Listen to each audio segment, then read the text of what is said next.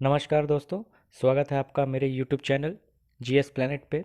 Polity के lecture में आज का टॉपिक है स्टेट रीऑर्गेनाइजेशन आफ्टर इंडिपेंडेंस, अर्थात स्वतंत्रता के पश्चात राज्यों का पुनर्गठन। पॉलिटी में हमने प्रीवियस जो लेक्चर हमने पढ़े हैं उसमें कई टॉपिक हो चुके हैं, जैसे कि हिस्टोरिकल बैकग्राउंड ऑफ कॉन्स्टिट्यूशन का ऐतिहासिक घटनाक्रम, जो कैसे कई सारे एक्ट्स आए थे। उसके बाद मेकिंग ऑफ द कॉन्स्टिट्यूशन हमने पढ़ा था, जिसमें कॉन्स्टिट्यूशन असेंबली यानी संविधान सभा के बारे में पढ़ा था। उसके बाद संविधान का निर्माण हो गया था। संविधान निर्माण के बाद हमने जो है प्रियम्बल के बारे में यानी प्रस्तावना के बारे में पढ़ा। फिर हमने शेड्यूल के बारे में पढ़ा। शेड्यूल का मतलब अनुसूचियाँ, 12 अनुसूचियाँ हैं, उनके बारे में एक एक अनुसूची के बारे में हमने देखा। अनुसूची के बाद हम लोगों ने पार्ट 1 कंप्लीट किया था।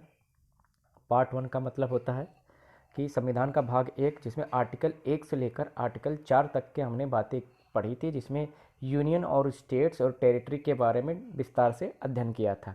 आज हम उसके बाद का जो ये लेक्चर है उसको कंटिन्यू कर रहे हैं, स्टेट रीऑर्गेनाइजेशन आफ्टर इंडिपेंडेंस। तो देखते हैं ये क्या है। देखिए, स्वतंत्रता के समय जो भारतीय राज्य थे, पहले उसके बारे में हम लोग जान लेते हैं कि उस समय क्या था।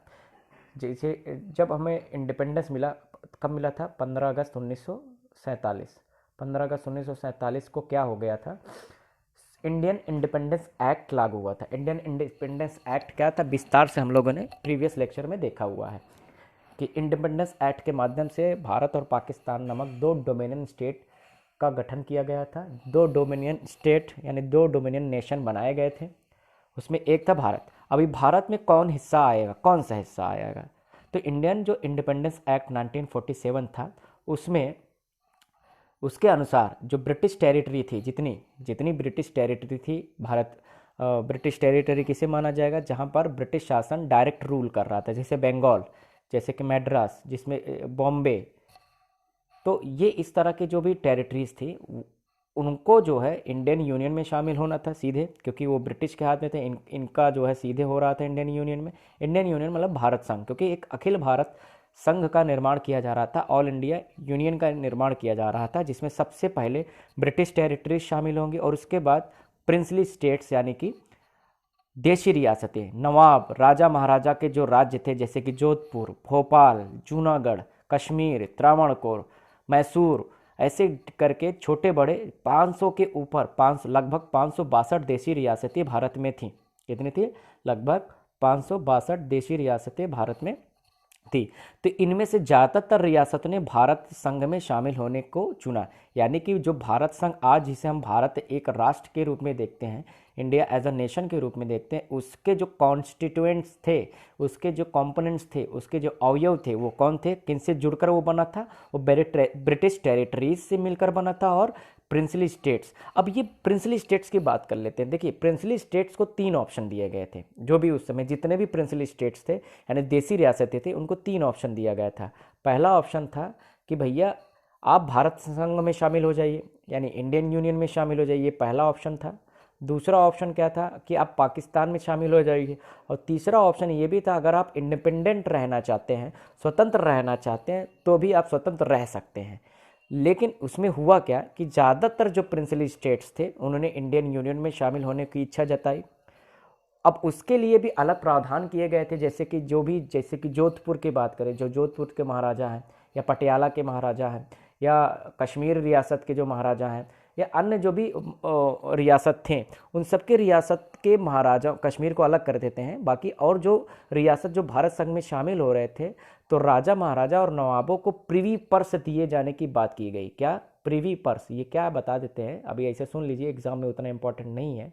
प्रिवी पर्स दिया जाएगा राजा महाराजा और उसके परिवार को। मतलब समझिए कि आप भारत संघ में शामिल हो जाइए, क्योंकि अब जैसे क्या है, एग्जाम्पल लेते हैं प्रिवी प्रिंस का, प्रिवी पर्स का।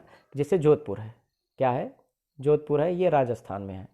राजस्थान में है, पाकिस्तान बॉर्डर पर एक रेगिस्तानी इलाका है जोधपुर, ये राज्य है। तो ये तो रजवाड़ा है ना, राजतंत्र है। यहाँ पर जो और जनता है वो राजा के हिसाब से चलती थी। अब राजा भारत संघ में जब शामिल हो रहे हैं, तो यानी जोधपुर में भी लोकतंत्र आ जाएगा।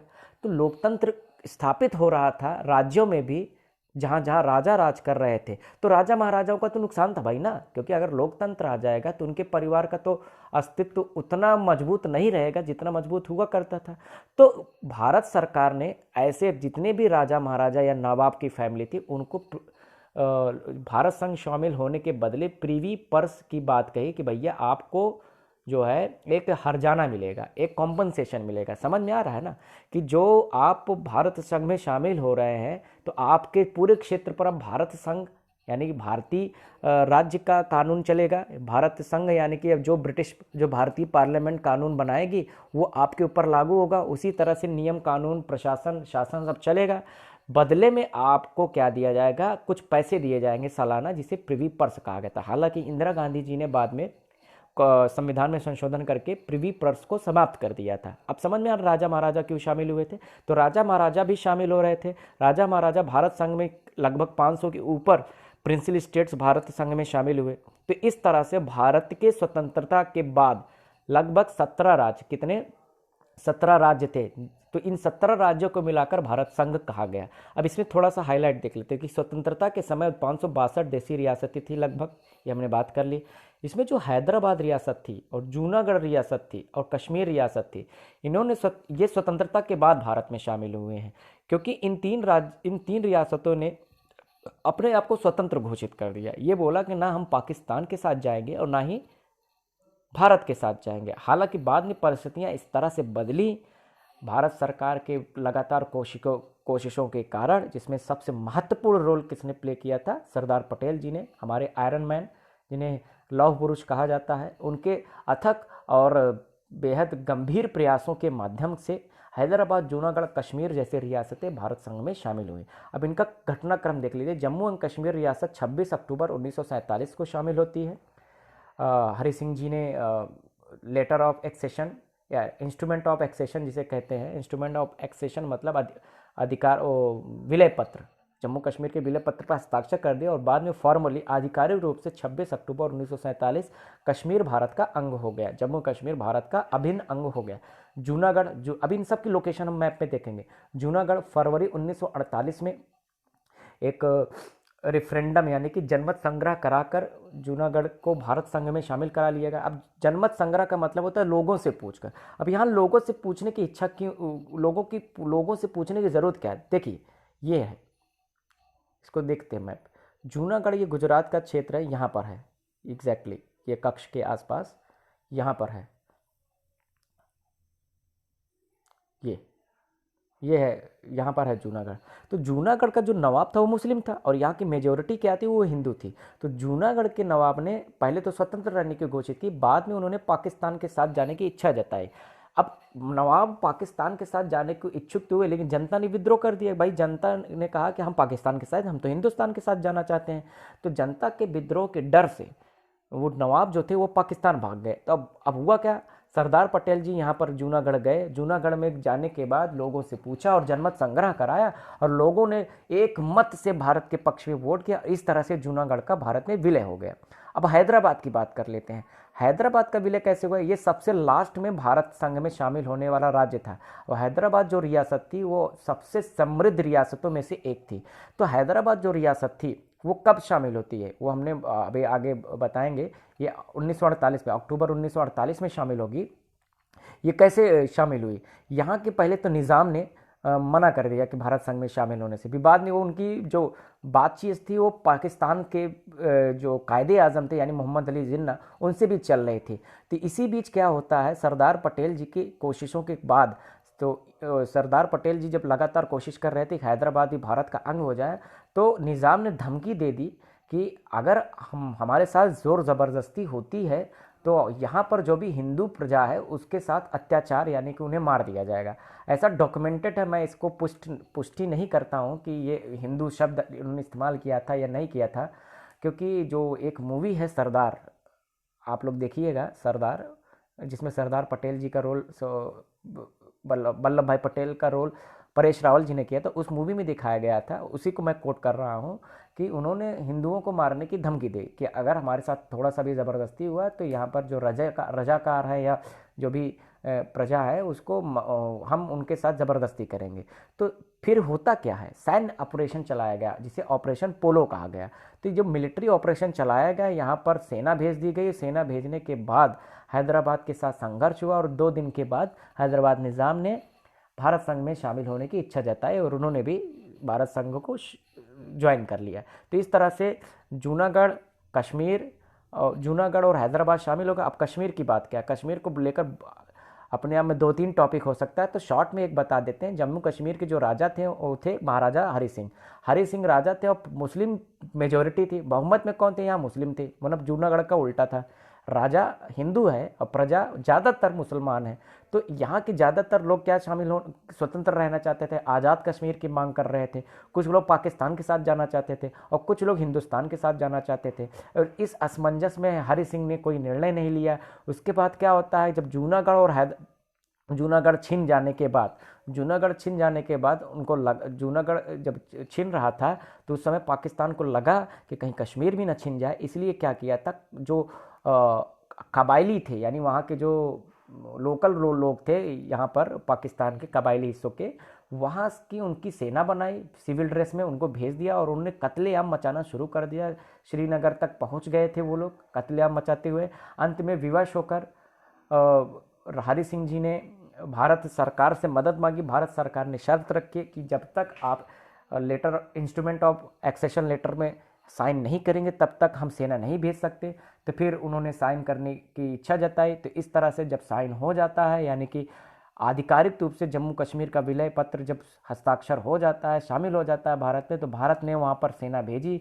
सेना को भेजने के बाद भारत पाकिस्तान के बीच एक तरह से युद्ध हुआ और युद्ध के बाद क्या हुआ, यूनाइटेड नेशन के जो है हस्तक्षेप के बाद युद्ध समाप्ति की घोषणा और सीज फायर हुआ। जहाँ तक कब्जा कर पाया था पाकिस्तान, उसने उसे अपना हिस्सा बताया और वो आज भी पाकिस्तान के हिस्से में है। जो कलर है जिसे हम लोग POK पाकिस्तान ऑक्यूपाइड कश्मीर कहते हैं, और जो भारत के पास है वो भारतीय कश्मीर है।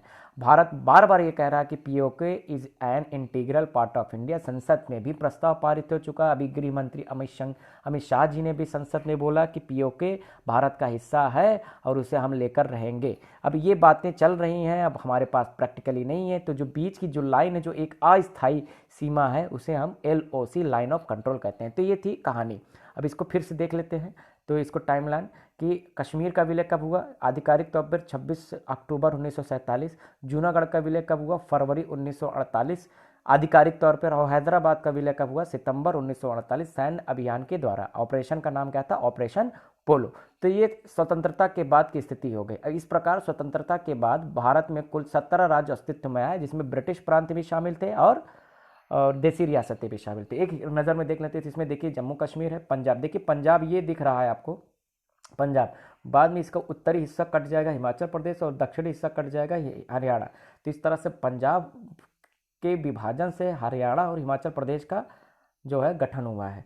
उसके बाद है राजस्थान है ही है, राजपूताना तब उसे कहा जाता था आज़ादी के समय, बाद में से राजस्थान बोला गया। बॉम्बे प्रेसिडेंसी देखिए, बॉम्बे प्रेसिडेंसी जिसके गुजरात बॉम्बे का ही पार्ट था, जो ये था। अब बाद में क्या होगा, 1960 में क्या होगा, ये बॉम्बे और गुजरात का विभाजन हो जाएगा, गुजरात अलग राज्य हो जाएगा। अब बॉम्बे प्रेसिडेंसी और ये जो सेंट्रल प्रोविंस के और हैदराबाद के कुछ हिस्सों के मिलाकर ये महाराष्ट्र बन जाएगा। और हैदराबाद का और भी बाद में क्या होगा, ये मद्रास प्रेसिडेंसी का भी उत्तरी भाग जो है वो तेलुगु जो बोलते थे, और वो आंध्र। पहले देख लेते हैं कि 17 राज्य वो कौन कौन से थे आज़ादी के समय, तो कौन कौन से थे बाद में हम विभाजन देख लेंगे।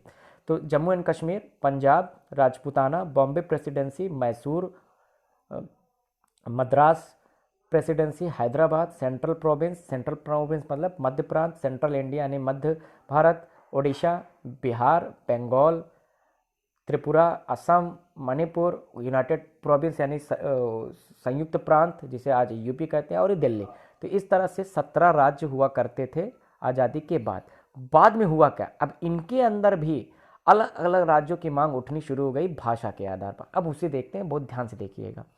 17 राज्य बन गए, तो अब अलग अलग राज्यों में भाषा के आधार पर नए राज्यों की मांग शुरू हो गई, demand for new lingual states. और ये सबसे पहली मांग कहाँ शुरू हुई थी, ये शुरू हुई थी आंध्र प्रदेश के लिए जो तेलुगु बोलने वाले लोग थे। अब देखिए समझिए, ये जो हैदराबाद का हिस्सा था यहाँ पर तेलुगु बोला जाता था, इसका उत्तरी हिस्सा महाराष्ट्र बोला जाता था, ठीक है, दक्षिणी हिस्सा कर्नाटक कन्नड़ बोली जाती है। तो इस तरह से मल्टी लैंग्वेज थे।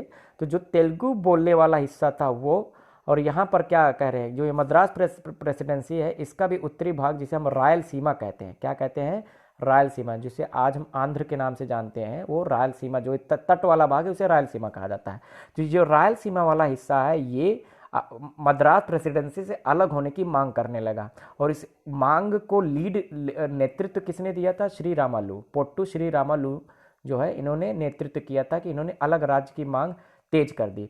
और जैसे ही इन्होंने भाषा के आधार पर नए राज्य की मांग शुरू की, वैसे ही ढेर सारे राज्यों में भाषा के आधार पर अलग अलग राज्य की मांग शुरू हो गई। जैसे बॉम्बे प्रेसिडेंसी में यहाँ गुजराती बोली जाती थी, यहाँ मराठी बोली जाती थी, हैदराबाद के कुछ हिस्सों में मराठी बोली जाती थी, सेंट्रल प्रोविंस के इस हिस्से में मराठी बोली जाती थी, यहाँ हिंदी बोली जाती थी, यहाँ असम में भी अलग अलग भाषा बोली जाती थी। मैं समझ रहे हैं ना।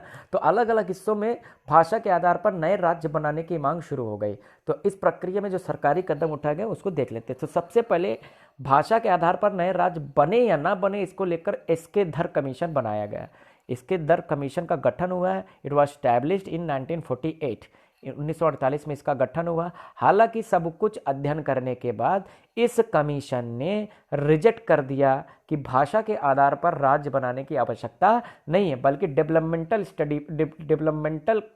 केसेस के आधार पर नए राज्य बनाइए। विकास में कोई राज्य अगर पीछे रह जा रहा है, संसाधन की कमी है या अन्य कोई डेमोग्राफिक प्रॉब्लम है, तो उस तरह से राज्य को नए राज्य बनाए जा सकते हैं, लेकिन भाषा के आधार पर नए राज्य बनाने की कोई ज़रूरत नहीं। तो एसके धर कमीशन ने भाषा के आधार पर राज्य बनाने की मंजूरी नहीं थी।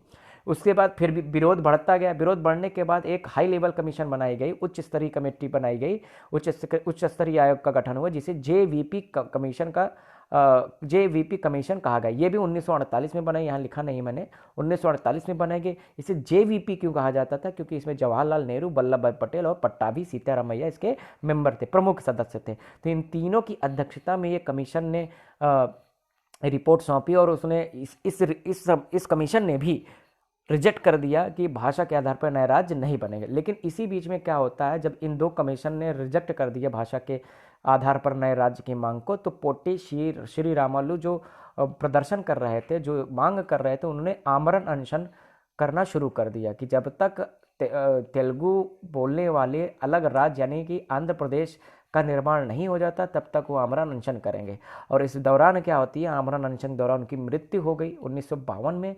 और इस आंदोलन ने एक हिंसक रूप ले लिया। क्या होगा, वायलेंस एक्टिविटीज शुरू हो गई। जब वायलेंस एक्टिविटीज शुरू हो गए, तब फिर क्या होगा, सरकार के पास कोई और चॉइस नहीं बची। तब आंध्र प्रदेश को उन्हें राज्य का दर्जा देना पड़ा। इसके लिए क्या किया, फिर से एक कमीशन का गठन किया गया फजल अली की अध्यक्षता में, फजल अली कमीशन 1953 में। इसने भाषा के आधार पर नए राज्य के गठन को मंजूरी दे दी, सपोर्ट कर दिया। तो इस तरह से आंध्र प्रदेश 1953 में पहला भाषाई राज्य बना। Andhra Pradesh was first lingual state established in India in 1953। ये कई बार एग्जाम में पूछा गया है कि भाषा के आधार पर स्थापित होने वाला पहला राज्य कौन था, तो कौन था, आंध्र प्रदेश था। कौन था, Andhra Pradesh was first lingual state in India. अब जब इसको एक आधिकारिक दर्जा मिल गया, तो बाकी अन्य राज्यों में जो मांग चल रही थी, तो उस मांग को भी कंसीडर किया गया। और इस तरह से देश में क्या किया गया, अगला जो कदम उठाया गया कि स्टेट रीऑर्गेनाइजेशन एक्ट बनाया गया। क्या बनाया गया, स्टेट रीऑर्गेनाइजेशन एक्ट, जिसे हम राज्य पुनर्गठन अधिनियम कहा गया। राज्य पुनर्गठन अधिनियम के माध्यम से भाषा के आधार पर या अन्य मांग के आधार पर नए राज्य के गठन का अध्ययन किया गया। और इसके आधार पर पहला कदम क्या उठाया गया, जो फजल अली कमीशन था उसे राज्य पुनर्गठन आयोग के रूप में स्वीकृति मिली, उसे स्टेट रीऑर्गेनाइजेशन कमीशन कहा जाने लगा। यानी जो फजल अली कमीशन था वही बदल गया, क्या हो गया, राज्य पुनर्गठन आयोग यानी कि स्टेट रीऑर्गेनाइजेशन कमीशन। और इस कमीशन ने फिर क्या किया, 14 अन्य भाषाई राज्यों के गठन का सुझाव दिया कि भैया आप इस तरह से अलग अलग क्षेत्रों को फिर से रीएडजस्ट कीजिए, रीऑर्गेनाइज कीजिए और अलग अलग स्टेट बनाइए। तो इस तरह से भाषा के आधार पर नए राज्यों की मांगों को कंसीडर फाइनली स्वीकृति मिली, एक्सेप्टेंस मिला। तो इस तरह से भाषा के आधार पर और अन्य के आधार पर देश में अलग अलग राज्यों के गठन हुए। तो सबसे एक क्रम देख लेते हैं सबसे पहले क्या हुआ, आंध्र प्रदेश बना 1953 में। महाराष्ट्र जो बॉम्बे प्रेसिडेंसी था उसको दोनों को अलग करके महाराष्ट्र और गुजरात का गठन किया गया 1960 में। नागालैंड असम राज्य से अलग हुआ और ये 1961 में अस्तित्व में आया। हरियाणा पंजाब से अलग हुआ, ये 1966 में अस्तित्व में आया। हिमाचल प्रदेश भी पंजाब से अलग हुआ, 1971 में अस्तित्व में आया। मेघालय असम से अलग हुआ, 1972 में अस्तित्व में आया।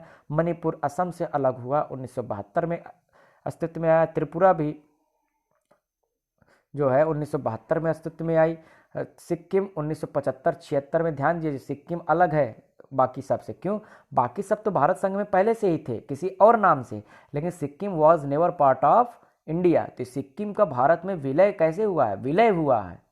सिक्किम एक फॉरेन टेरिटरी थी, उसको 1975-76 में विलय कराया गया 35वें संविधान संशोधन के माध्यम से, 35th कॉन्स्टिट्यूशनल अमेंडमेंट के माध्यम से इसे एक एसोसिएट स्टेट यानी कि एक सहयोगी राज्य का दर्जा दिया गया, आनुषंगिक राज्य का दर्जा दिया। बाद में 1976 में 36वें संविधान संशोधन के माध्यम से इसे परमानेंट स्टेट का दर्जा मिला। तो सिक्किम 1975-76, अरुणाचल प्रदेश 1987, गोवा जो है 1987। गोवा हालांकि 1961 में भारत संघ में शामिल हुआ था। 12वें संविधान संशोधन अधिनियम से 1961 से 1987 तक एक यूटी की तरह अस्तित्व में था, यूनियन टेरिटरी थी। 1987 में से फुल स्टेटहुड का दर्जा दे दिया गया। मिजोरम 1987, छत्तीसगढ़ 2000, उत्तराखंड 2000, झारखंड 2000, ये तीनों राज्य एक साथ बने थे, और तेलंगाना 2014 में। तो इस तरह से भारत में नए राज्यों के गठन का क्रम है। इसमें तो कुछ और इम्पॉर्टेंट पॉइंट है वो देख लेते हैं। जैसे कि हमने ऑलरेडी डिस्कस कर दिया कि Goa was annex to Indian union by 12th constitutional amendment act 1968, तब 1961 12वें संविधान संशोधन 1961 के माध्यम से गोवा को भारत संघ में शामिल कराया गया, और उस समय वो यूनियन टेरिटरी के रूप में था, और 1987 में उसे पूरा दर्जा दे दिया गया पूरे राज्य का। सिक्किम 35वें संविधान संशोधन, ये पूछे जाते हैं इसलिए अलग से मैंने हाईलाइट किया इन्हें। सिक्किम 35वें संविधान संशोधन के द्वारा भारत संघ में एसोसिएट स्टेट का दर्जा प्राप्त करता है, एक सहयोगी राज्य का दर्जा प्राप्त करता है। फुल स्टेटहुड इसे कब मिला? 1976, एक साल बाद 36वें संविधान संशोधन के द्वारा। अब ये एक ट्रिक है जिसको देख लेते हैं, इस ट्रिक से आप याद कर पाओगे। आम गुना ही मेघ मंत्र से गर्मी दे सकती है। आम गुना ही मेघ मंत्र से गर्मी दे सकती है। आ से आंध्र प्रदेश, मा से महाराष्ट्र, गु से गुजरात, ना से नागालैंड, हा से हरियाणा, ही से हिमाचल प्रदेश, मेघ से मेघालय, मन से मणिपुर, त्रा से त्रिपुरा, सी से सिक्किम, जी से गोवा, ए आर से अरुणाचल प्रदेश, एम आई से मिजोरम, ये है। तो मिजोरम तक का है। और छत्तीसगढ़, उत्तराखंड, झारखंड को आप याद कर लेना छौझा, जो छत्तीसगढ़, उत्तराखंड और झारखंड तीनों एक साथ आए थे। जैसे छत्तीसगढ़ आया था 1 नवंबर 2000 को, उत्तराखंड आया था 15 नवंबर 2000 को, झारखंड 24 नवंबर 2000 को आया था। तो इस तरह से, और 2 जून 2014 को तेलंगाना का गठन हुआ था। एक यहाँ पर दिक्कत हो जाती है, बाकी तो याद ही रहते हैं। तो एक बार फिर से देख लेते हैं। आम गुना ही मेघ मंत्र से गर्मी दे सकता। आम से आंध्र प्रदेश महाराष्ट्र, गुना से गुजरात नागालैंड हरियाणा, ही से हिमाचल प्रदेश, मेघ से मेघालय, मंत्र से मणिपुर त्रिपुरा, सी से सिक्किम अरुणाचल प्रदेश, गर्मी में गोवा, जी से मिजोरम, एमआई से छत्तीसगढ़, उत्तराखंड, झारखंड और तेलंगाना। तो ये था आज का टॉपिक। आज के टॉपिक में हमने भारत में राज्यों के गठन को समझा, स्वतंत्रता के बाद किस तरह से वो आगे बढ़े। आज का टॉपिक यहीं पर समाप्त होता है। जिन्होंने चैनल सब्सक्राइब नहीं किया है वो प्लीज़ चैनल को सब्सक्राइब कर लें। नेक्स्ट वीडियो में हम लोग सिटीजनशिप यानी कि संविधान के भाग 2 आर्टिकल 5 से लेकर 11 के बीच में, और तथा संविधान के माध्यम से या उसके अलावा और कौन से तरीके हैं जिसके माध्यम से भारत में सिटीजनशिप प्राप्त होती है या ख़त्म होती है, इन सबको डिटेल में समझेंगे। तब तक के लिए धन्यवाद। Thank you all.